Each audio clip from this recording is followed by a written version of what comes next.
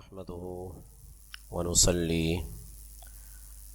ونسلم على رسوله الكريم أما بعد فأعوذ بالله من الشيطان الرجيم بسم الله الرحمن الرحيم رب اشرح لي صدري ويسر لي أمري واحلل عقدة من لساني يفقهوا قولي صدق الله مولانا العظيم. محبت سے باواز بلند درود شریف پڑھی اللہم صلی علی سیدنا و مولانا محمد معدن الجود والکرم وآلہ وصحبہ وبارک وسلم صلاة و سلاما علیک یا سیدی یا رسول اللہ. درس قرآن کی نشست نمبر 29. آج انشاءاللہ تعالی سورۃ البقرہ کی آیت نمبر 63 سے گفتگو کا آغاز کریں گے. بنی اسرائیل کے احوال سورۃ البقرہ میں جو بیان ہوئے ہیں اس پر ہماری گفتگو چل رہی ہے، اور آج کی آنے والی آیات بھی اسی موضوع سے منسلک ہیں. بنی اسرائیل کے احوال ہی آج بھی بیان ہوں گے. پچھلی نشست ہماری آیت نمبر 62 پر ختم ہوئی تھی کہ جس میں اللہ تبارک و تعالی نے ایمان والوں کو اور ایمان والوں کے ساتھ یہودی، عیسائی اور صائبین، ان لوگوں میں سے جو بھی اللہ پر اور یوم آخرت پر ایمان لائے تو اللہ نے ان کے لیے بیان فرمایا تھا کہ فَلَهُمْ أَجْرُهُمْ عِنْدَ رَبِّهِمْ وَلَا خَوْفٌ عَلَيْهِمْ وَلَا هُمْ يَحْزَنُونَ، کہ ان تمام کے لیے ان کے رب کے پاس بہترین اجر و ثواب ہے اور نہ ان کو کوئی خوف ہوگا نہ وہ غمگین ہوں گے. اس آیت مبارکہ پر ہماری گفتگو ختم ہوئی تھی، اور اس میں جو بات بیان ہوئی ہے اس پر جو خدشہ ذہن میں آتا ہے کہ کیا صرف اللہ پر اور یوم آخرت پر ایمان کافی ہے، تو اس کو ہم نے تفصیل کے ساتھ آپ کے سامنے عرض کیا تھا. اور یہ نقطہ بھی میں نے بیان کیا تھا کہ جب بھی کسی موضوع کو سمجھنا ہو تو اس موضوع کے متعلق فقط ایک آیت کو پڑھ کر عقیدہ یا رائے قائم نہیں کی جاتی، بلکہ اس موضوع کے مطابق دیگر مقامات پر جتنی آیتیں موجود ہوتی ہیں ان تمام کو پڑھنے اور سمجھنے کے بعد ہی کسی رائے پر پہنچا جاتا ہے. تو یہ بات اپنی جگہ ہے کہ یہاں پر اس آیت مبارکہ میں اللہ نے ایمان کے لیے دو باتیں بیان کی تھیں. ایک تو یہ کہ من آمن باللہ، کہ وہ اللہ پر ایمان لاتے، والیوم الآخر، اور یوم آخرت پر. تو اب ذہن میں یہی سوال آیا تھا کہ کیا صرف یوم آخرت پر اور اللہ پر ایمان لانا ہی مومن کے لیے کافی ہے؟ تو اس پر پھر دیگر مقامات کی آیت بھی میں نے آپ کے سامنے عرض کر دی کہ جہاں پر اللہ تعالی نے ایمان کے ساتھ ساتھ اور وہ چیزیں بھی بیان کی ہیں کہ جن پر ایمان لانے کے بعد ہی کوئی شخص مومن کہلاتا ہے. اور انہی میں سے ایک بات یہ بھی ہے کہ جب تک اللہ پر ایمان لانے کے ساتھ ساتھ سیدنا محمد الرسول اللہ صلی اللہ علیہ وآلہ وسلم کی ذات اقدس پر ایمان نہیں لائیں گے تو اس وقت تک ایمان مکمل نہیں ہوگا. تو یہ ہماری پچھلی نشست کا آخری نقطہ تھا جو ہم نے بیان کیا تھا. اب اگلی آیت مبارکہ آیت نمبر 63 سورۃ البقرہ. فرمایا وَإِذْ أَخَذْنَا مِيثَاقَكُمْ وَرَفَعْنَا فَوْقَكُمُ الطُّورَ، اور یاد کرو کہ جب ہم نے تم سے پختہ عہد لیا. پختہ عہد یعنی وعدہ. وہ وعدہ کیا تھا وہ ابھی میں آگے بیان کرتا ہوں، اور پیچھے بھی بیان ہو چکا ہے کہ پختہ وعدہ جو اللہ نے تورات نازل فرمائی تھی اس پر وعدہ تھا کہ وہ اللہ کے احکامات پر عمل کریں گے. یہ بنی اسرائیل نے وعدہ اللہ سے کیا. میثاق یا عہد، عہد کا لفظی معنی کیا ہے؟ کسی شے کی حفاظت کرنا. عہد یعنی وعدہ، کسی شے کی حفاظت کرنا اور ہر حال میں اس کی رعایت کرنا، اس کو وعدہ کہتے ہیں. وعدے کی بہت ساری صورتیں ہوتی ہیں. لفظی وعدہ بھی ہوتا ہے، معنوی بھی ہوتا ہے. بعض کاموں پر ہم وعدہ کر لیتے ہیں، بعض امور پر ہم کسی کو گواہ بنا کر وعدہ کرتے ہیں. ان سب پر میثاق کا اطلاق ہوتا ہے. ٹھیک ہے نا؟ اور لفظ میثاق کی بات کی جائے، وعدہ تو چونکہ عربی کا لفظ بھی ہے اور اردو میں بھی استعمال ہوتا ہے. اسی کے ہم معنی ایک کیا ہے؟ میثاق. وعدے میں اور میثاق میں تھوڑا سا بنیادی فرق یہ ہے کہ میثاق اس وعدے کو کہتے ہیں کہ جو پختہ طور پر لیا جائے، جس کو پورا کرنے کی یقین دہانی دونوں جانب سے کروائی جائے. اب اللہ کا بنی اسرائیل سے میثاق کیا تھا کہ بنی اسرائیل سے یہ وعدہ تھا کہ وہ تورات پر عمل کریں گے اور اللہ کے نبی کے بتائے ہوئے راستے پر چلیں گے. یہ بنی اسرائیل نے اللہ سے میثاق کیا، یعنی وعدہ کیا. اور بدلے میں اللہ کی جانب سے بنی اسرائیل کے لیے وعدہ کیا تھا کہ جب وہ تورات پر، جو اس زمانے کی کتاب تھی، جب وہ اس پر عمل کریں گے تو اللہ تعالی فضلتکم علی العالمین، تمام عالمین پر بنی اسرائیل کو فضیلت عطا کریں گے. یہ اللہ کا وعدہ تھا بنی اسرائیل سے. تو میثاق اس وعدے کو کہتے ہیں جو پختہ طور پر دونوں جانب سے کمٹمنٹ کی جائے، کسی بات پر آمادہ کیا جائے سامنے والے کو کہ اگر تم ایسا کرو گے تو بدلے میں پھر میں یہ کروں گا، اور دوسرا کہتا ہے کہ اگر میں ایسا کروں گا تو آپ کو ایسا کرنا ہوگا. تو میثاق پختہ وعدے کو کہتے ہیں، ٹھیک ہے نا. اور لفظی معنی کیا ہے؟ کسی چیز کو مضبوط کرنا، رسی سے بھی کسی چیز کو باندھنے کو عربی میں میثاق کہتے ہیں، ٹھیک ہے نا. تو اب اللہ تعالیٰ نے کیا وعدہ لیا تھا؟ وَإِذْ أَخَذْنَا مِيثَاقَكُمْ، کہ وہ تورات پر عمل کریں گے، پختہ طریقے سے عمل کریں گے. اب آگے اللہ بیان فرماتا ہے وَرَفَعْنَا فَوْقَكُمُ الطُّورَ، اور ہم نے طور پہاڑ کو ان پر اٹھا لیا. اس کا ذرا پس منظر پہلے سمجھ لیجئے تاکہ آپ کو آیت مبارکہ سمجھ میں آ جائے. جب حضرت موسیٰ علیہ السلام بنی اسرائیل کے پاس تورات لے کر آئے، اور تورات میں نے آپ کو بتا ہی دیا تھا، جب تورات کے نزول کی آیت مبارکہ تھی وہاں پر یہ بات بیان ہو گئی تھی کہ تورات الواح کی شکل میں نازل ہوئی. لوح کی جمع الواح، اور لوح کہتے ہیں تختی کو، لکڑی کی جو تختیاں ہوتی ہیں اس کو لوح کہتے ہیں. تو تورات جو ہے الواح کی صورت میں یکمشت اللہ تعالیٰ نے ایک مرتبہ میں، یک بارگی میں نازل فرمائی، ٹھیک ہے. اور تورات میں اور قرآن میں کیا فرق ہے؟ قرآن وحی کے ذریعے، اور وحی بھی کون سی والی؟ جو حضرت جبریل امین لے کر آئیں.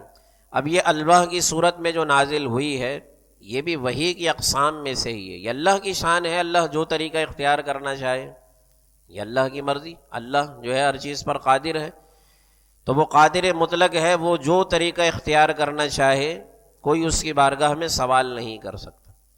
تو حضرت موسیٰ علیہ السلام پر جب اللہ نے تورات نازل فرمائی تو الواح کی شکل میں نازل فرمائی، اور وہی جب حضور علیہ السلام کے قلب اطہر پر اللہ نے کتاب کو نازل فرمایا تو وہ وحی کی صورت میں، نورانی وحی، نظر نہ آنے والی وحی، لوح الواح تو نظر آ رہی تھی نا، نازل ہوئی. تو جب حضرت موسیٰ علیہ السلام بنی اسرائیل کے پاس تورات الواح کی صورت میں لے کر آئے تو ان سے فرمایا کہ اس کو قبول کرو، جو اللہ نے کتاب ہم پر نازل کی ہے اس کو قبول کرو اور اس کی اطاعت کا اقرار کرو. تو اب حضرت موسیٰ علیہ السلام کی قوم نے، جو پیچھے آیت مبارکہ گزری بھی ہے، وَإِذْ قُلْتُمْ يَا مُوسَىٰ لَن نُّؤْمِنَ لَكَ حَتَّىٰ نَرَى اللَّهَ جَهْرًا، تو انہوں نے یہ سرکشی کی کہ جب تک اللہ بھی ہم سے کلام نہ کرے.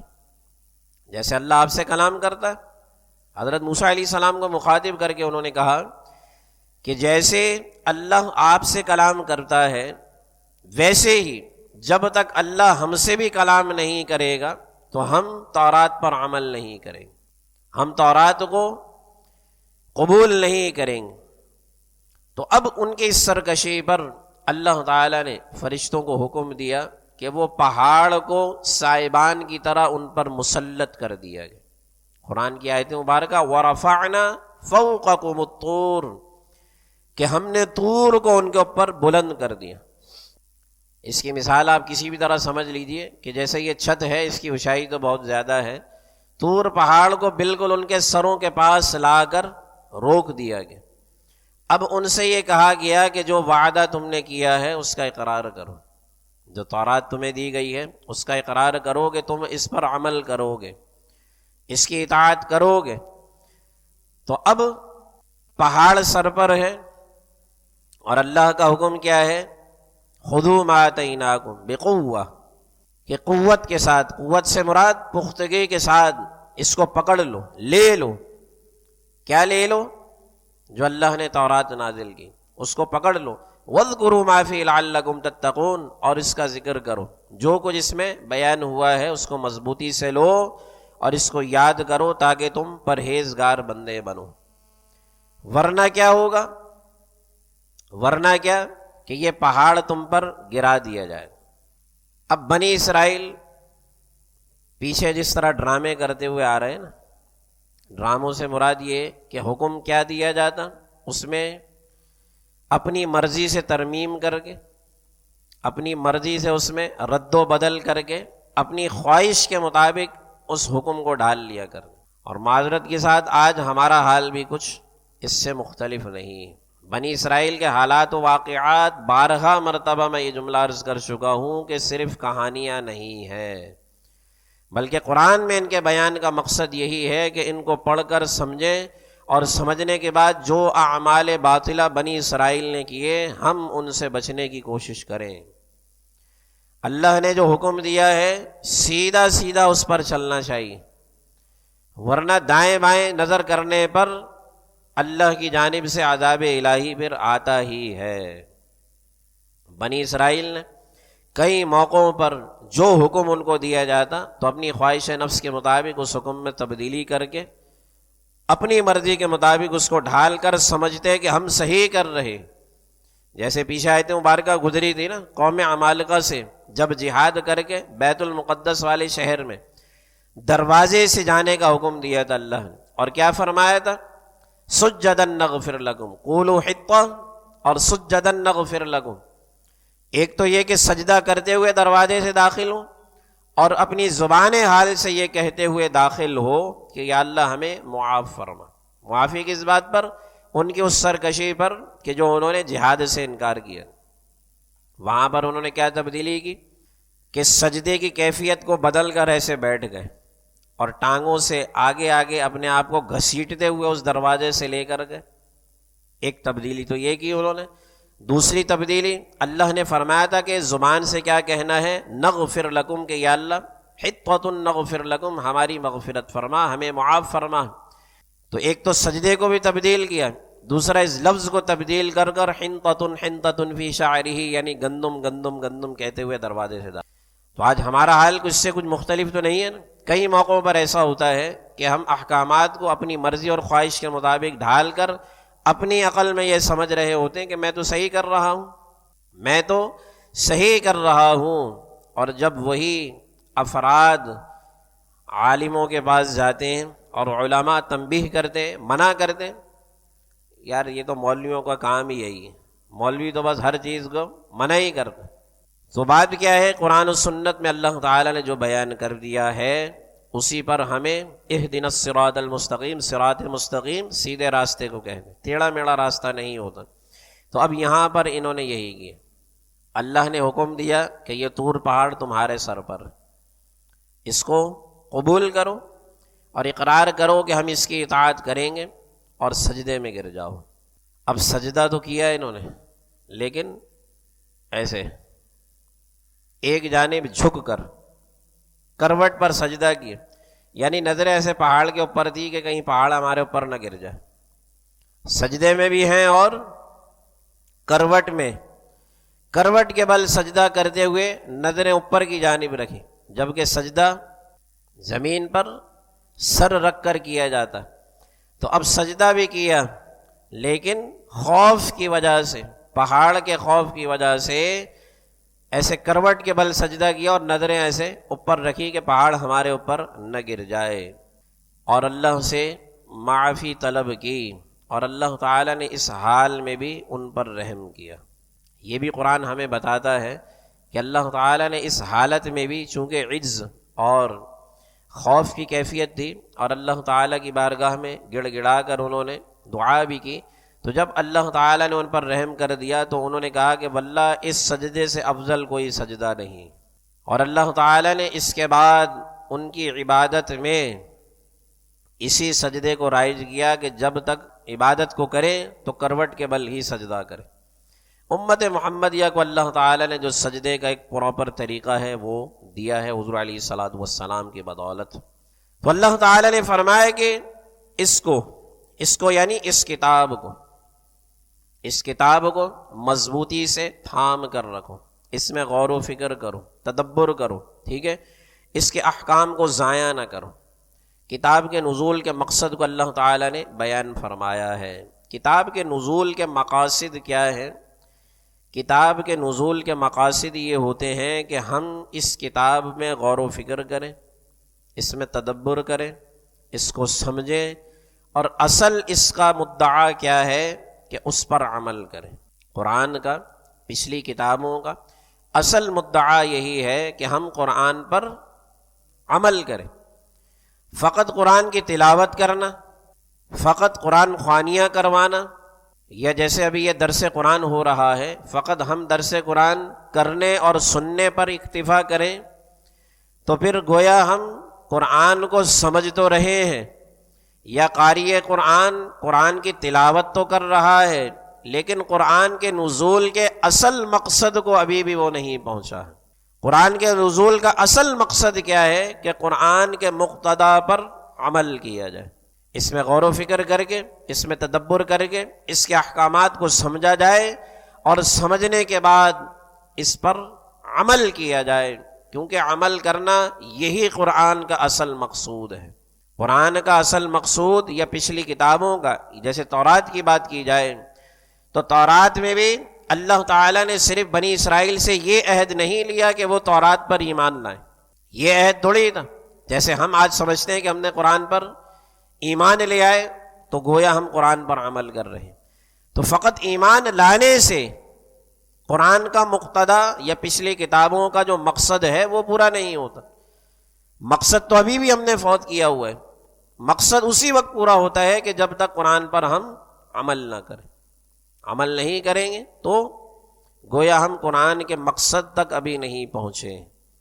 اب ہم کہیں کہ ہم عمل تو کر رہے ہیں، تو قرآن میں عمل کرنے کا مقصد یہ ہے کہ یا ایھا الذین آمنوا ادخلوا فی السلم کافہ، سورۃ البقرہ کی آیت مبارک۔ اے ایمان والو، اگر ہم یہ بھی دعویٰ کریں کہ ہم قرآن پر عمل تو کرتے ہیں، پھر سوال یہ پیدا ہوگا کہ کیا ہر معاملے میں ہم عمل کر رہے ہیں؟ ہماری زندگی کے ہر شعبے میں قرآن کی تعلیمات سر فہرست ہیں؟ ہم نے ہر معاملے میں قرآن کو فرسٹ پرائیورٹی دی ہوئی ہے؟ تو جواب آئے گا نہیں۔ اور قرآن کا تقاضا کیا ہے؟ اے ایمان والو، مکمل دار اسلام میں داخل ہو جاؤ۔ قرآن کیا کہتا ہے؟ پورے کے پورے، سر کے بال سے لے کر پاؤں کے ناخن تک مکمل اسلام میں داخل ہو جاؤ۔ یہ نہیں کہ فقط نماز پڑھنے کی حد تک ہم اسلام میں داخل، روزہ رکھنے تک ہم اسلام میں داخل، یا اور کوئی نیک عمل جب کر رہے ہوں تو فقط اس وقت اسلامی لبادہ ہم اوڑھ رہے ہوں، اور اس کے بعد پھر ہمارا حال کیسا ہو؟ تو اسلام یا قرآن یہ ہم سے تقاضا نہیں کرتا۔ قرآن تو یہ کہتا ہے کہ پورے کے پورے اسلام میں داخل ہو جاؤ۔ آج ہماری بدقسمتی ایک یہ بھی ہے کہ ہم نے اسلام کو اپنی زندگی میں فقط عبادات کی حد تک جگہ دی ہوئی، باقی دیگر معمولات میں ہم سمجھتے ہیں کہ ہم مسلمان ہے ہی نہیں، کیونکہ اسلام والا ہمارے اندر طریقہ موجود ہی نہیں۔ تو بات یہاں پر سمجھ میں آ گئی آپ کے؟ تو اللہ فرماتا ہے خذوا ما آتیناکم بقوۃ واذکروا ما فیہ لعلکم تتقون، کہ ہم نے جو کچھ تم کو دیا ہے کتاب کی شکل میں اس کو مضبوطی سے لو، اور جو کچھ اس میں ہے اس کو اس امید سے یاد کرو تاکہ تم پرہیزگار بندے بن جاؤ۔ ثم تولیتم من بعد ذلک، اس عہد کے بعد پھر تم نے اعراض کیا یعنی پھر گئے تھے نا یہ لوگ، تو اللہ تعالیٰ نے کوہ طور کو ان پر نازل فرمایا۔ اللہ فرماتا ہے فلولا فضل اللہ علیکم ورحمتہ لکنتم من الخاسرین۔ اب اس سجدے کو بھی، حالانکہ یہ سجدہ پراپر نہیں تھا، کروٹ کے بل تھا نا، اور نظریں بجائے زمین کی طرف ہونے کے اس پہاڑ کی طرف، آسمان کی طرف، پراپر سجدہ نہیں تھا، لیکن اللہ تعالیٰ فرماتا ہے فلولا فضل اللہ علیکم ورحمتہ، اگر اللہ کا فضل اور اس کی رحمت تم پر نہ ہوتی. یعنی اس سے پتہ یہ چلتا ہے کہ اللہ تعالیٰ بندے کی عبادت کو ضائع نہیں ہونے دیتا، بندے کی عبادت کو اللہ تعالیٰ قبول کرتا ہے.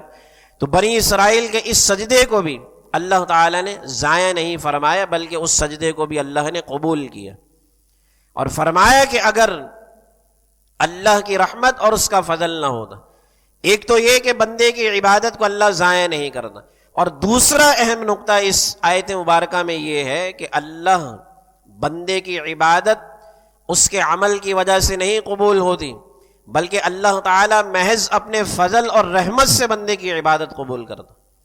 ہم یہ سمجھیں کہ ہم تو بڑی لمبی عبادت کرتے ہیں، ہم تو روزے رکھتے ہیں، ہم تو زکاتیں ادا کرتے، صدقہ اور خیرات بھی کرتے، کوئی سائل ہمارے پاس آ جائے تو ہم اس کو خالی ہاتھ نہیں لوٹاتے، تو ہم تو بڑے متقی پرہیزگار ہیں. تو اللہ فرما رہا ہے، اور یہ کون لوگ ہیں؟ یہ نبی کے ساتھ ہیں بھائی. یہ ہمارے تو حضور علیہ الصلوۃ والسلام کے درمیان 1450 سال کا گیپ ہے تقریباً. تو ہم پھر کس گنتی میں؟ یہ تو نبیوں کے ساتھ حضرت موسیٰ علیہ السلام کے ساتھ والے لوگ ہیں جن کی باتیں اللہ تعالیٰ یہاں بیان فرما رہا ہے. تو یہ بات ہمیشہ اپنے ذہن میں رکھا کریں، اپنی عبادت پر اکتفا نہ کریں، بلکہ محض اللہ کی رحمت اور اس کے فضل کو مانگیں اور اسی پر تکیہ کریں، اسی پر بھروسہ کریں. کیونکہ اگر اللہ کی رحمت شامل حال ہو جائے تو تھوڑا عمل بھی انسان کو بہت آگے پہنچا دیتا ہے، اور اگر رحمت شامل حال نہ ہو، رحمت شامل حال نہ ہو. اب آپ کی دلچسپی کے لیے اور ایمان کی تازگی کے لیے نا، اس نقطے کو سمجھانے کے لیے ایک چھوٹی سی بات میں آپ کے سامنے عرض کروں کہ عمل چھوٹا بھی ہو لیکن اللہ کی رحمت پر بھروسہ ہو، اللہ کے فضل پر بھروسہ ہو، تو اللہ کے ہاں وہ چھوٹا عمل پسندیدہ ہوتا ہے. جیسے سیدنا ابوبکر صدیق رضی اللہ عنہ تھوڑا سا مال لا کر حضور علیہ الصلوۃ والسلام کے قدموں میں جب ڈھیر کیا نا، تو حضور نے جب پوچھا کہ اے ابو بکر، گھر والوں کے لیے کیا چھوڑ کر آئے ہو؟ عرض کی اللہ اور اس کے رسول کو چھوڑ کر آ رہا ہوں. تو اب آپ کا وہ تھوڑا عمل اللہ کو اتنا پسند آیا کہ اس موقع پر سیدنا ابوبکر صدیق رضی اللہ عنہ نے چونکہ سارا مال ہی لا کر حضور کے قدموں میں ڈھیر کر دیا تھا، تو جو اچھا لباس تھا وہ بھی نہیں تھا، ٹاٹ پہن کر آئے تھے. اور ٹاٹ میں یہ بٹن ہوتے ہیں نا، بٹن، ہم تو بڑے اچھے بٹن لگوانے کی کوشش کرتے، جو وہ ہوتا ہے کیا کہتے ہیں، کانٹے سے جو ہے وہ اپنے قمیص کو اٹکایا ہوا تھا. آپ سوچیں کہ اخلاص کتنا اعلیٰ ہے. ایسے ہی تو ہم افضل البشر بعد الانبیاء نہیں مانتے نا ان کو. کانٹے سے اپنی قمیص کو اٹکایا ہوا تھا، لیکن اللہ کو آپ کا وہ اخلاص اتنا پسند آیا. ان کا بھروسہ اس تھوڑے سامان پر نہیں تھا، ابوبکر صدیق رضی اللہ عنہ کا بھروسہ اس تھوڑے سامان پر نہیں تھا، بلکہ بھروسہ اللہ کی رحمت اور فضل پر تھا. تو اللہ کو وہ اتنا پسند آیا کہ اسی اثنا میں جبریل امین آئے، اور حضور علیہ الصلوۃ والسلام نے ملاحظہ فرمایا کہ جبریل امین نے بھی وہی لباس پہنا ہوا ہے جو ابو بکر نے پہنا ہوا ہے. اب پوچھا حضور علیہ السلام نے کہ اے جبرائیل، تم نے یہ لباس کیوں پہنا ہوا ہے؟ تو عرض کرتے ہیں یا رسول اللہ صلی اللہ علیہ وسلم، میں نے کیا، تمام آسمان والوں کو اللہ نے حکم دیا ہے کہ آج جو ابو بکر نے لباس پہنا ہے سب وہی لباس پہنے. تو وہ اللہ کی رحمت اور فضل. یہ چھوٹے کی مثال دی. اب زیادہ کی مثال بھی سن لیجیے. زیادہ کی مثال شیطان لعین سے میں دینا چاہوں گا کہ جس نے اپنے نامہ اعمال میں عبادتوں کا انبار لگایا ہوا تھا، اور دنیا کے بارے میں اس کے بارے میں یہ آتا ہے کہ دنیا کا کوئی مقام ایسا نہیں تھا کہ جہاں پر اس نے سجدہ نہ کیا ہو، اللہ کی عبادت نہ کی ہو، حتیٰ کہ علم کا بھی ایک ذخیرہ اس کے پاس موجود تھا، عبادتوں کا انبار، نوافل کا انبار تھا. لیکن اللہ کی رحمت اور فضل پر اس نے بھروسہ نہیں کیا اور اللہ کے حکم کی پاسداری نہیں کی، تو اللہ نے اتنی عبادتیں ہونے کے باوجود بھی وہ سب لپیٹ کر اس کے منہ پر دے ماری اور اپنی رحمت سے قیامت تک کے لیے اس کو دور کر دیا، دھتکار دیا.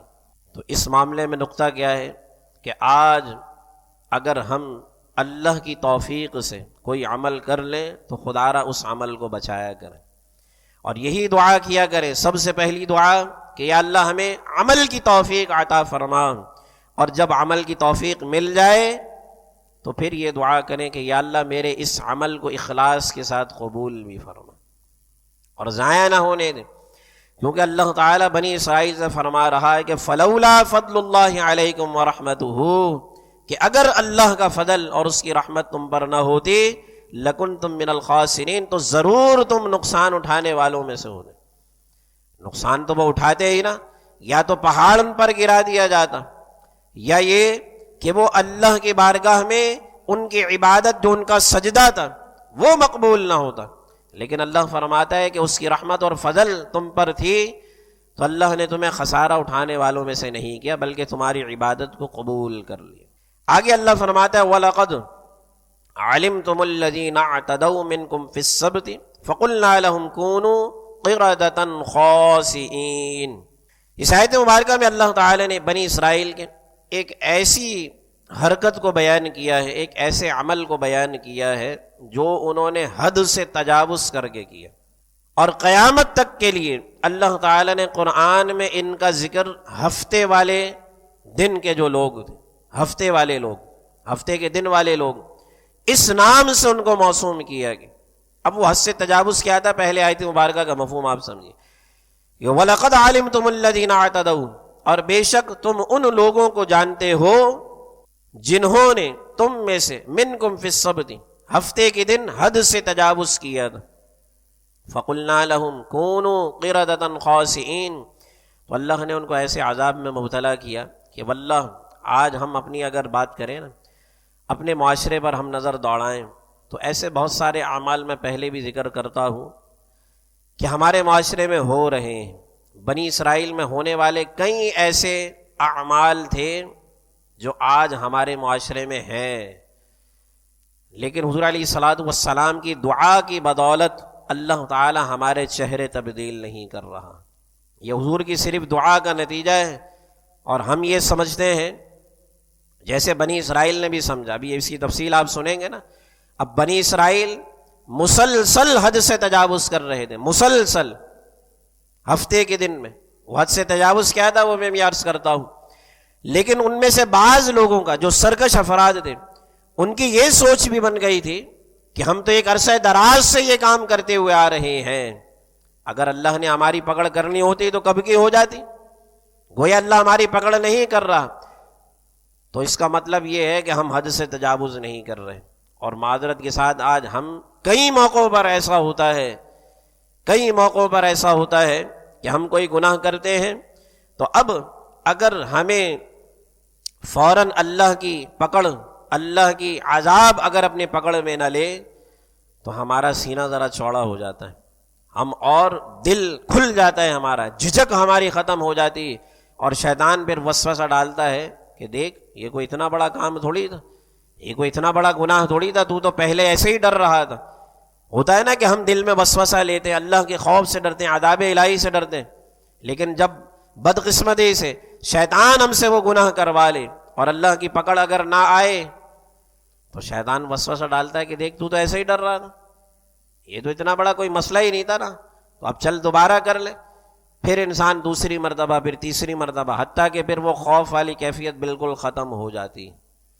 آپ کبھی سوچا کریں نا کہ یہ رشوت کھانے والے، حرام خوری کرنے والے، یہ بڑے بڑے حکمران، کبھی آپ نے سوچا اس بات پر کہ ان کی زبان اس لوازمات کو چکھنے سے کبھی کس مقام پر رکتی کیوں نہیں؟ کبھی آپ سوچا کریں نا کہ اتنا کچھ انہوں نے حرام خوری کر کے جمع کر لیا ہوا ہے، لیکن اس کے باوجود بھی یہ کسی سٹیج پر آ کر رک نہیں رہے، یہ کہیں کہ نہیں بس اب کافی، اب مزید جمع نہیں کر، لیکن نہیں، وہ مزید 2 سے 4، 4 سے 8، 8 سے 16، 16 سے 32 کرنے میں لگے رہتے۔ ایسا ہے یا نہیں؟ تو وہ وجہ یہی ہوتی ہے کہ شیطان پیچھے سے دھمکی دے رہا ہوتا کہ اللہ کی پکڑ تھوڑی، تو ایسے ہی ڈر رہا ہے، یہ کوئی اتنا بڑا گناہ تھوڑی، غلط کام ہے لیکن کوئی اتنا بڑا غلط کام بھی نہیں کر رہا تو۔ شیطان یہ وسوسہ ڈالتا ہے ہمیں۔ تو اب یہ ہفتے کے دن والوں نے جو حد سے تجاوز کیا، ان میں سے بھی ان لوگوں کی سوچ یہی نہیں، لیکن اللہ نے ان پر کیا عذاب نازل کیا کہ وہ چہرے ان کے مسخ کر کے اللہ تعالیٰ نے ان کو بندر اور خنزیر کی شکل کا بنا دیا. اللہ، کتنا بڑا عذاب ہے. اب ذرا اس کا پس منظر آپ سنیے. حضرت عبداللہ ابن عباس رضی اللہ عنہما بیان کرتے ہیں کہ یہ حضرت داؤد علیہ الصلاۃ والسلام کے زمانے میں ایلیا میں یہ قوم آباد تھی. ایلا میں یہ قوم آباد تھی جو مدینہ اور شام کے درمیان ساحل سمندر کے قریب یہ شہر واقع تھا. جیسے آج ہم کراچی کی بات کریں تو یہ ساحل سمندر کے قریب ہے نا، ایسے ہی مدینہ اور شام کے درمیان ساحل سمندر پر ایلا شہر واقع تھا. ٹھیک ہے، جس قوم کا ذکر اللہ تعالیٰ نے اس آیت مبارکہ میں فرمایا ہے وہ حضرت داؤد علیہ الصلاۃ والسلام کے زمانے میں. اب اس میں ہوتا یہ تھا کہ سمندر میں سال کا ایک مہینہ ایسا بھی آتا کہ اتنی کثرت سے اس میں مچھلیاں آتی کہ پانی نظر نہیں آتا تھا، مچھلیاں نظر آتی، اتنی مچھلیاں ہوتی، پانی دکھائی نہیں دیتا. اچھا، اب باقی مہینوں میں ایک تو یہ کہ سال کا ایک مہینہ بہت زیادہ مچھلیاں ہوتی، اور بقیہ 11 مہینوں میں سے جو خاص ہفتے کا دن ہوتا، ہر ہفتے کے 7 دنوں میں جو ہفتے کا دن ہوتا، اس ہفتے کے دن میں مچھلیاں بہت زیادہ ہوتی. اب اللہ کا حکم یہ تھا کہ ہفتے کے دن تم لوگوں نے شکار نہیں کرنا. وہ مچھلیوں کا شکار چونکہ ساحل سمندر پر تھے تو مچھلیوں کا شکار کر کے اپنا ذریعہ معاش یعنی کھانے پینے کے جو معاملات ہیں اور مچھلیوں کا شکار کر کے اپنے معاش کو پورا کرتے. لیکن اللہ کا حکم تھا کہ ہفتے کے دن شکار نہیں کرنا. لیکن اللہ کی قدرت کہ ہفتے کے دن ہی مچھلیاں زیادہ آیا کریں. اس کی مثال میں آپ کو دوں، کئی دکاندار آپ کو ایسے ملیں گے کہ عین اذان ہوتی ہے پہلے مکھیاں مار رہے ہوں گے، جیسے ہی اذان ہوگی ایک گاہک پھر دوسرا گاہک، ایک کے بعد ایک لائن لگ جائے گی، حتیٰ کہ وہ لائن لگتے لگتے اچھا ابھی جاتا ہوں بس یہ اس کو نمٹا دوں. ابھی اس کو نمٹا ہی رہے ہوتے ہیں، دوسرا گاہک آ گیا، اس کو نمٹا رہے ہیں، پھر تیسرا آ گیا، بس ابھی جاتا ہوں. اس میں جماعت کا وقت نکل گیا. اب جماعت کا وقت جب نکل جاتا ہے تو پھر شیطان نے ایک نیا وسوسہ ڈالتا ہے کہ یار اب جماعت تو نکل ہی گئی، ابھی تو پھر ٹائم ہے، بس پڑھ لینا. تو پھر کیا ہے، نماز کو ہم نے ڈیلے کیا، جماعت کو ڈیلے کرنے کے بعد پھر اس وقت کو ہم ڈیلے کرنے، حتیٰ کہ کئی نمازی بالکل آخر وقت میں بھاگتے آ کر جلدی مرغے کی طرح، جس طرح مرغا دانہ اٹھاتے ہوئے ایسے چونچ نیچے کرتا ہے پھر اوپر اٹھتا ہے نا، تو ہماری مثال بھی بعض دفعہ ایسی ہی ہوتی ہے کہ ہم اتنی اسپیڈ میں 4 رکعت 3 رکعت ادا کر رہے ہوتے ہیں کہ بس اس کو وقت میں ادا کر رہے، ورنہ شیطان پھر تیسرا وسوسہ یہ ڈالتا ہے کہ اس وقت کو بھی کسی نہ کسی طرح نکال دے. پھر کہتا ہے یار اب تو قضا ہو ہی گئی ہے، رات میں جا کے گھر میں پڑھ لے. پھر رات میں بندہ جائے گا، تھکا ہارا ہوگا، سستی ہو جاتی ہے گھر میں جا کر. تو اسی لیے کہا گیا ہے کہ جماعت سے آپ نماز پڑھیں. آپ تجربہ کر کے دیکھیے گا، آپ ماشاءاللہ سب یہاں پر 5 وقتہ نمازی بیٹھے ہوئے ہیں اور سب ماشاءاللہ با جماعت پڑھتے ہوں گے، تو آپ نے یہ بات محسوس کی ہی ہوگی کہ جماعت سے نماز بڑی ہلکی ہوتی. جماعت سے آپ نماز پڑھیں گے، اب وہ چاہے 20 رکعت تراویح ہی کیوں نہ ہو، لیکن آپ نے با جماعت پڑھی نا، تو آپ کو ایک تو قرآن کی تلاوت سننے کا ایک سرور اور کیفیت محسوس ہو رہی ہوتی ہے، اور آپ کو اتنا محسوس نہیں ہوتا کہ کب 20 رکعت مکمل ہو گئی. لیکن اگر وہی 20 رکعت آپ انفرادی پڑھیں نا، 2-4 تو آپ بڑے اہتمام کے ساتھ پڑھیں گے، 6-8 میں پھر آپ کی طبیعت بڑی مچل جائے گی اور بڑا بھاری پن آپ کو محسوس ہوگا. تو اسی لیے کہا گیا ہے کہ جماعت کا ثواب بھی ہے، لیکن جماعت کے ساتھ نماز ذرا ہلکی بھی ہوتی، بڑی ہلکی ہوتی ہے، بڑی آسانی کے ساتھ انسان ادا کر لیتا. ٹھیک ہے، تو اب اللہ تعالی نے آزمائش بنی اسرائیل پر کیا اتاری کہ ہفتے کے دن ہی مچھلیاں زیادہ ہوتی. تو دکاندار، یا ہم اپنی بات کریں نا، یہ دکانداروں کے لیے صرف نہیں ہے، بعض دفعہ ہماری انفرادی زندگی میں بھی کئی دفعہ ایسا ہوتا ہے کہ عین نماز کے وقت ہی ہمیں کوئی کام یاد آ جاتا، کوئی دوست آ جائے گا، کسی کا فون آ جائے گا، کوئی ضروری، اور سارے کام ہمارے نزدیک ضروری ہوتے سوائے نماز کے. ہمارے نزدیک سارے کام ضروری ہے نا بھائی، سوائے نماز کے. ہم یہی بہانہ جب کسی کو کوئی پوچھے نا کہ بھائی آئے نہیں، یار وہ ضروری کام آ گیا، سارے ہی کام ضروری ہیں، پھر غیر ضروری تو پھر معذرت کے ساتھ معاذ اللہ شاید نماز ہی ہے غیر ضروری، کام تو پھر سارے ہی ضروری۔ تو ہفتے کے دن بنی اسرائیل کے ان افراد کے ساتھ بھی کچھ ایسا ہی معاملہ ہوا، کیونکہ اس پر علماء کرام نے لکھا ہے نا کہ جب ہفتے کے دن منع کیا بنی اسرائیل کو اللہ نے شکار سے، تو پھر ہفتے کے دن مچھلیاں ہی کیوں آیا کرتی زیادہ؟ تو وہاں پر علماء نے یہ نقطہ لکھا کہ یہ ان کے لیے ایک امتحان تھا۔ اللہ امتحان لیتا ہے نا بندے کا، کیونکہ ہمارا دعویٰ کوئی چھوٹا موٹا دعویٰ تو ہے ہی نہیں، ہم تو اللہ سے محبت کا دعویٰ کرتے ہیں، حضور علیہ السلام سے محبت کا دعویٰ کرتے ہیں۔ تو یہ آپ سمجھ لیجئے کہ یہ اس پوری کائنات میں سب سے بڑے دعوے ہیں، اس پوری کائنات کا جو خالق ہے اس سے محبت کا دعویٰ، یہ سب سے بڑا دعویٰ، اس سے بڑا کوئی دعویٰ ہو ہی نہیں سکتا۔ تو جب اتنا بڑا دعویٰ کریں گے تو اللہ پھر آزمائے گا نا بندے کو کہ بندہ اپنے دعوے میں سچا ہے یا نہیں، یہ ہم سے سچی محبت کرتا ہے یا نہیں، یا صرف غرض والی محبت ہے۔ تو جب اتنا بڑا دعویٰ تو پھر آزمائش بھی ہوتی، تو ایسی بنی اسرائیل پر آزمائش اللہ نے نازل کی، اور یہ نسل در نسل یہی معاملہ رہا ان کا۔ جیسے وہاں پر کیا ہوا نا، میدان تیہ میں کتنے سال پھنسے تھے وہ لوگ؟ 40 سال پھنسے تھے نا میدان تیہ میں، اور جب تک انہوں نے قوم عمالقہ سے جہاد نہیں کیا تھا اللہ نے اس میدان سے ان کو نجات ہی عطا نہیں کی۔ واقعہ آپ نے سنا ہوا ہے نا، یہاں پہ ایلا قوم، ایلا شہر میں جو آباد تھی، وہ بھی نسل در نسل ہفتے کے دن شکار کرتے رہے۔ اچھا، اب انہوں نے ہیلا کیا کی؟ ہیلا ذرا سن لیجئے، ہیلا کہتے ہیں بہانہ کرنا۔ آج انشاءاللہ اگر وقت ملا تو ہیلے کی جو ہے وہ اقسام اور ہیلے کے بارے میں آپ کو تفصیل میں عرض کر دوں گا۔ ہیلا بعض دفعہ بڑا فائدہ مند بھی ہوتا ہے، لیکن بعض دفعہ ہمیں نقصان بھی پہنچاتا ہے۔ تو کون سا ہیلا صحیح ہے کون سا غلط ہے، اس کی ہیلے کی اقسام میں آپ کو بیان کروں گا۔ پہلے بنی اسرائیل کا ہیلا سنیے۔ ہیلا کہتے ہیں کوئی بہانہ کر کے کسی مقصد کو حاصل کرنا، یہ ہیلا کہلاتا۔ ٹھیک، اب بنی اسرائیل نے کیا ہیلا کیا؟ اللہ کا حکم کیا تھا کہ ہفتے کے دن شکار نہیں کرو، مچھلی کا شکار کیا کرتے تھے۔ تو بنی اسرائیل نے ہیلا کیا کیا کہ سمندر سے نالیاں نکالی انہوں نے، ایسے نالیاں بنا کے مختلف حوض بنا دیے الگ الگ جگہ پر۔ اب کیا ہوتا کہ ہفتے کے دن جب مچھلیاں آتی تو اس نالیوں میں سے ہوتی ہوئی حوض میں اکٹھی ہو جاتی، اب یہ پیچھے بند باندھ دیا کر کہ وہ دوبارہ سمندر میں نہ جا سکیں۔ جب ان سے کہا جاتا کہ بھائی ہفتے کے دن اللہ نے شکار سے منع کیا ہے، کہتے ہم نے شکار تھوڑی کیا، ہم نے شکار تھوڑی کیا ہے، ہم نے کہاں شکار کیا؟ حالانکہ اصل میں تو ان کا شکار ہی تھا نا، شکار ہی تھا نا کہ مچھلیوں کو انہوں نے اپنی کسٹڈی میں لے لیا نا، یہ شکار کی ہی ایک صورت تھی، لیکن وہ اس سے انکار کرتے کہ یہ شکار نہیں ہے۔ اچھا، بنی اسرائیل میں شروع سے آپ اتنے حالات و واقعات سنتے چلے آ رہے ہیں، تو آپ کے ذہن میں کہیں یہ غلط فہمی بھی نہ پیدا ہوئی ہو کہ بنی اسرائیل میں سارے ہی ایسے ہی تھے۔ سارے ایسے نہیں تھے، چند افراد ہمیشہ ہی بنی اسرائیل میں بڑے متقی پرہیزگار بھی رہے ہیں، ورنہ اگر یہ مان لیں کہ سارے ہی ایسے تھے تو پھر تو معاذ اللہ حضرت موسیٰ علیہ السلام کی محنت پر تو ایک سوالیہ نشان کھڑا ہو جائے گا نا، کہ حضرت موسیٰ علیہ السلام نے پھر تبلیغ کیسی کی کہ کوئی ایک بھی ایمان نہیں لے کر آیا ہے یا نہیں؟ تو یہ تو حضرت موسیٰ علیہ السلام کی کارکردگی پر معاذ اللہ ایک سوالیہ نشان ہوگا نا کہ انہوں نے پھر محنت کیا کی۔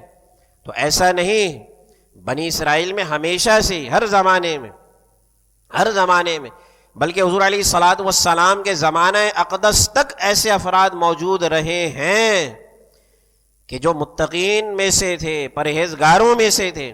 انہی میں سے ایک مشہور صحابی حضرت عبداللہ بن سلام رضی اللہ عنہ، ان کا ذکر ابھی اسی سورہ بنی اسرائیل سورہ بقرہ کے ابھی آگے آئے گا بھی۔ عبداللہ بن سلام رضی اللہ عنہ جو یہودیوں کے ایک عالم تھے اور ایک جم غفیر، ان کو بڑا معزز مانتا تھا، ان کے پیچھے ان کی پیروی کرتا تھا، ان کے فالوورز میں سے۔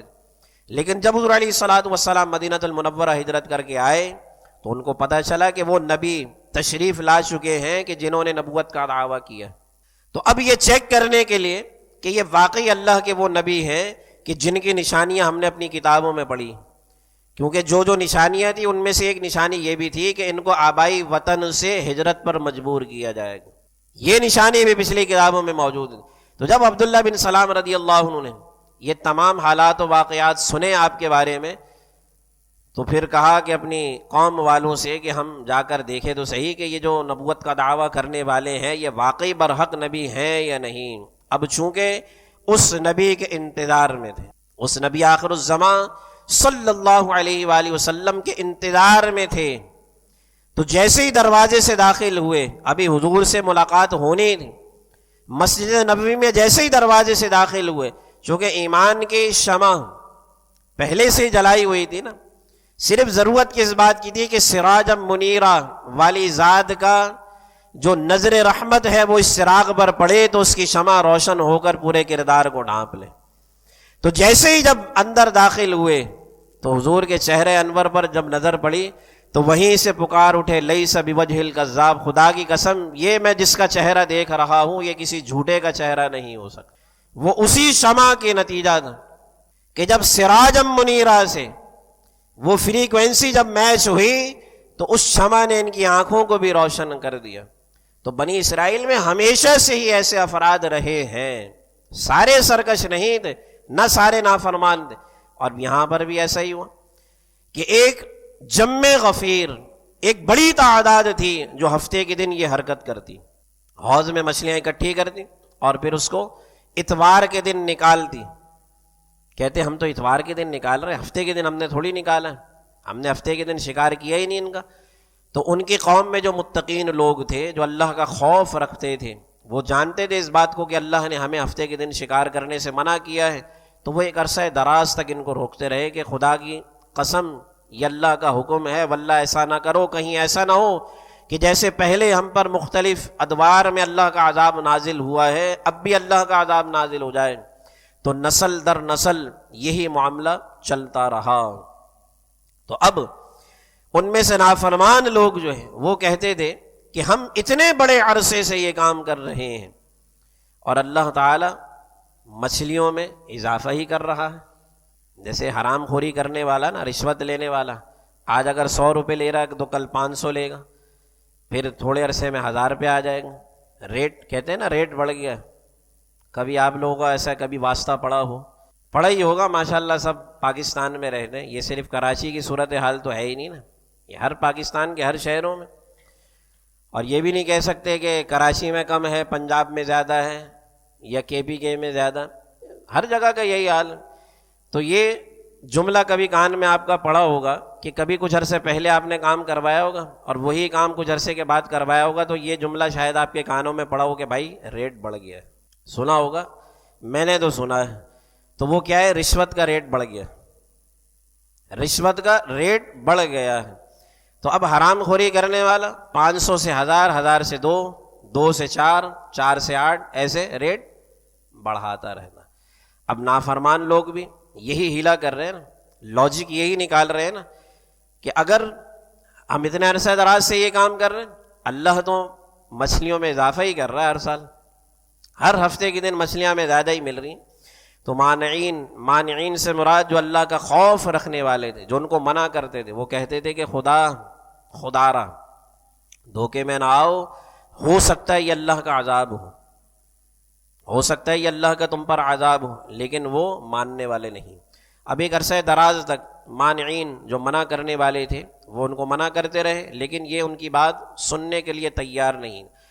پھر ان لوگوں نے کہا کہ یار ہمارا تمہارے ساتھ گزارا نہیں، ہمارا تمہارے ساتھ گزارا نہیں ہے، کیونکہ ہم اس طرح نہیں رہ سکتے۔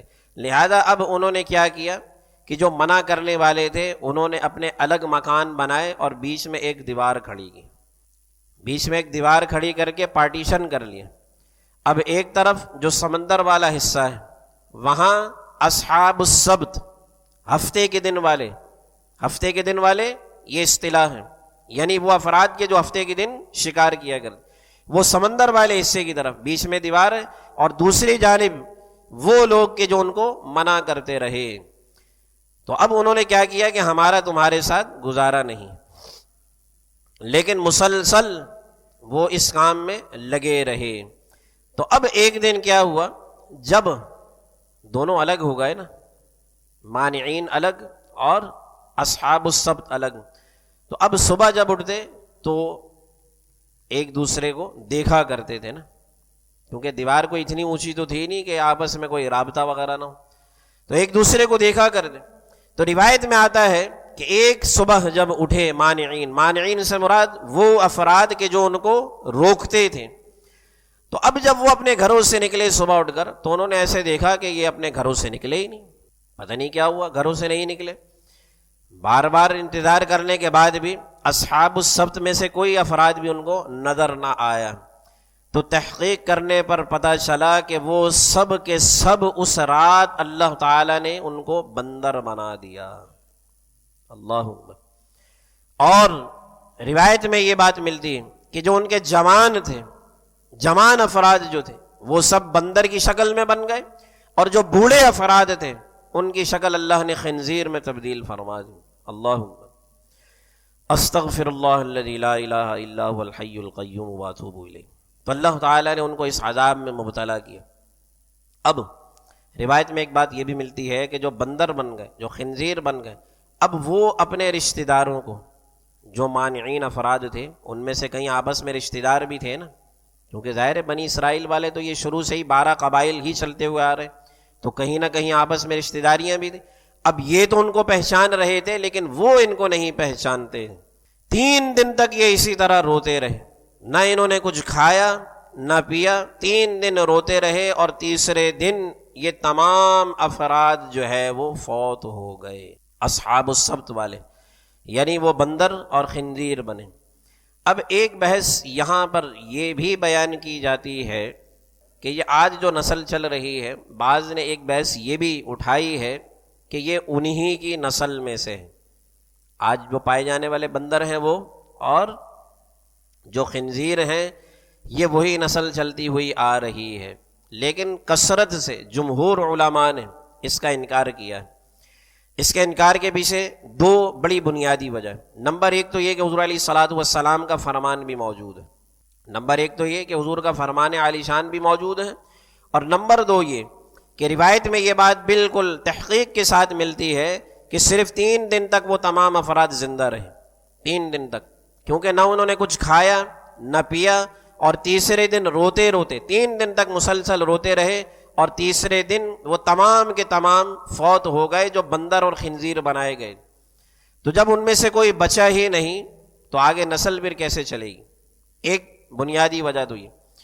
دوسرے، حضور علیہ الصلوۃ والسلام کا فرمان عالی شان ہے، عبداللہ بن مسعود رضی اللہ عنہ بیان کریں کہ ایک شخص نے عرض کیا، یا رسول اللہ صلی اللہ علیہ وسلم، کیا بندر؟ تو اس نے سوال کیا کہ یہ بندر اور خنزیر انہی لوگوں میں سے کہ جن کے چہرے اللہ نے مسخ فرمائے تھے؟ تو حضور علیہ الصلوۃ والسلام نے ارشاد فرمایا کہ اللہ عز و جل نے کسی قوم کو ہلاک کر کے یا کسی قوم کو عذاب دے کر اس کی نسل نہیں چلائی۔ اللہ نے جب بھی کسی قوم کو عذاب دیا یا جب کسی قوم کو ہلاک کیا تو اس کی نسل نہیں چلائی، اور بندر اور خنزیر تو ان سے پہلے بھی ہوتے تھے۔ اچھا، اسی بات کی ایک اور ذرا وضاحت میں اس طرح بھی کر دوں کہ جب اللہ تعالیٰ کا طریقہ کار تھا پچھلی قوموں میں کہ جب اللہ تعالیٰ کسی قوم کو ہلاک کرتا ہے یا جب کسی قوم پر اللہ تعالیٰ عذاب نازل فرماتا تھا تو اس کی نسل آگے نہیں چلتی۔ اس کی بڑی بہترین مثال حضرت نوح علیہ الصلوۃ والسلام کی قوم سے آپ لے سکتے۔ جب طوفان نوح آیا تو صرف وہ چند افراد کہ جو آپ کی تبلیغ پر، آپ پر اور اللہ پر ایمان لائے تھے، وہ چند افراد آپ کی کشتی میں سوار رہے، لیکن بقیہ جتنے افراد تھے وہ سب کے سب طوفان میں غرق ہو گئے، ان میں سے کوئی ایک بھی نہیں بچا۔ جب بچا ہی نہیں تو پھر آگے نسل چلنے کا تو سوال ہی پیدا نہیں ہوتا۔ یہاں پر یہ آیت مبارکہ تو ختم ہو گئی، ہیلے کی گفتگو ہماری ابھی باقی ہے۔ آئندہ نشست میں آپ لازمی شریک ہوئیے گا، کیونکہ یہ ہیلہ یہ بڑا اہم موضوع ہے آپ کی زندگی میں انشاءاللہ، اگر اس کو آپ صحیح سمجھ لیں، کیونکہ دین میں بڑی آسانیاں رکھی ہیں اللہ نے، اگر آپ اس کو صحیح طور پر سمجھ لیں اور اس کا مثبت استعمال کریں تو یہ ہیلہ آپ کو کئی موقعوں پر فائدہ دے گا۔ اس کی ایک چھوٹی سی مثال میں 2-3 مثالیں دوں نا آپ کو، تو آپ کہیں گے کہ اللہ نے کتنی آسانیاں رکھیں۔ دیکھیں، زکوٰۃ میں تملیک شرط ہے۔ تملیک کا معنی یہ ہوتا ہے کہ زکوٰۃ جس کو دی جائے تو سامنے والے کو اس مال کا مالک بنانا، کیونکہ اگر وہ مالک نہیں بن رہا نا آپ کے مال دینے پر تو گویا آپ کی زکوٰۃ ادا نہیں ہونی. ٹھیک ہے. اب مثال کے طور پر جیسے آپ سب کو دکھا کر زکوٰۃ دے رہے ہیں کسی غریب کو، اور جب سب گئے آپ نے ایک چماٹ مار کر واپسی لے لی، یا پہلے ہی آپ نے طے کیا ہوا تھا. جیسے آج کل تو سوشل میڈیا کا دور ہے نا، فوٹوگرافر بلایا اور یہ بڑی بڑی راشن دیتے وقت کی، کیش دیتے وقت کی، اور یہ تصاویر کھنچوائی، اس کے بعد پھر ایک دیا گدی پہ اور واپسی. تو اب اس طرح زکوٰۃ ادا نہیں ہوگی. زکوٰۃ میں تملیک شرط ہے. تملیک کا معنی جب آپ کسی کو زکوٰۃ دیں تو اس کو اس مال کا مالک بنائے. مالک کا مطلب یہ ہے کہ اس کی مرضی بھائی جیسے بھی خرچ کرے وہ. آپ نے کسی کو 1000 روپے بطور زکوٰۃ دیے ہیں تو اب وہ اس مال کا مالک. اب وہ آپ کے سامنے اگر پھاڑ بھی دے نا اس پیسے کو، اس نوٹ کو، تو آپ اس کو کچھ کہہ نہیں سکتے نا، وہ اس کی ملکیت ہے. اور زکوٰۃ میں یہ بنیادی شرط بڑی سوچ سمجھ کر لگائی گئی، کیونکہ اگر یہ نہ ہوتا تو پھر تو کوئی زکوٰۃ کسی کو دیتا ہی نہیں نا. ایک آدھ دیتا، دوسرے آدھ لے لیتا، پھر کہتا کہ بھائی زکوٰۃ ادا ہو گئی. تو اب ہیلا اس میں کیا ہوتا ہے کہ مثال کے طور پر کسی غریب آدمی کو آپ نے، ویسے تو ہم تو کسی کو کچھ دیتے نہیں ہیں نا، بدقسمتی سے کوئی غریب ہمارے پاس مدد کے لیے آیا، ہم نے 5000 اس کو مدد کر دی. اس نے قرض مانگا ہم نے 5000 بطور قرض اس کو دے دیے. اب بیچارہ اس کو ادا ہی نہیں کر پا رہا، غربت کی وجہ سے، افلاس کی وجہ سے اس کو ادا نہیں کر پا رہا. اب اللہ کا کرنا ایسا ہوا کہ سال گزرنے پر ہم پر زکوٰۃ بھی فرض ہو گئی. اب زکوٰۃ میں ہم نے 5 یا 7 یا 10,000 روپے ہم نے نکالنے. اب ہیلا اس میں یہ ہے کہ آپ اس غریب آدمی کو دیں 5000 روپے بطور زکوٰۃ. یہ ہیلا بتا رہا ہوں کہ ہیلا کتنا فائدہ مند ہے اگر صحیح استعمال کیا جائے. اس کے غلط استعمال پر بھی انشاءاللہ آئندہ نشر میں تفصیلی گفتگو کریں گے کہ غلط بھی کس طرح استعمال ہو سکتا ہے. تو صحیح استعمال کریں تو بڑی فائدے کی چیز. تو اب وہ ضرورت مند بھی ہے، یعنی اس کو زکوٰۃ لینے کا مستحق بھی ہے وہ بندہ، اور اس نے آپ کا 5000 قرض بھی دینا. اب آپ چاہتے ہیں کہ آپ کی زکوٰۃ بھی ادا ہو جائے اور آپ کا قرض بھی آپ کو واپسی مل جائے. تو اب اس میں ہیلا یہ ہوگا کہ آپ نے 5000 بطور زکوٰۃ اس کو ادا کرنے. آپ نے اس کو مالک بنا دیا. اب وہ اس 5000 کا مالک ہے تو اب آپ اس سے کہیں گے لاؤ بھائی میرا 5000 جو قرض آپ نے لیا تھا وہ قرض لوٹا دو. اب وہ آپ کو لوٹائے گا تو آپ کی زکوٰۃ بھی ادا ہو گئی اور اس کو قرض لوٹانے کا بھی ثواب مل جائے گا. اس کو ہیلا کہتے ہیں. دین میں بڑی آسانیاں ہیں ہیلے کے طور پر. نبیوں کی بھی کئی مثالیں اللہ نے قرآن میں دی ہے اور فقہا نے بھی اس کو بڑی اہمیت کے ساتھ لے کر اس کو بیان کیا ہے. تو انشاءاللہ اس پر بڑی تفصیلی گفتگو ہے جو آئندہ نشست میں ہوگی. اللہ کریم کی بارگاہ میں دعا کرتا ہوں کہ جو کچھ بھی بیان ہوا کما حقہ ایمان کی سلامتی کے ساتھ اس پر عمل پیرا ہونے کی توفیق عطا فرمائے. وآخر دعوانا ان الحمد للہ رب العالمین.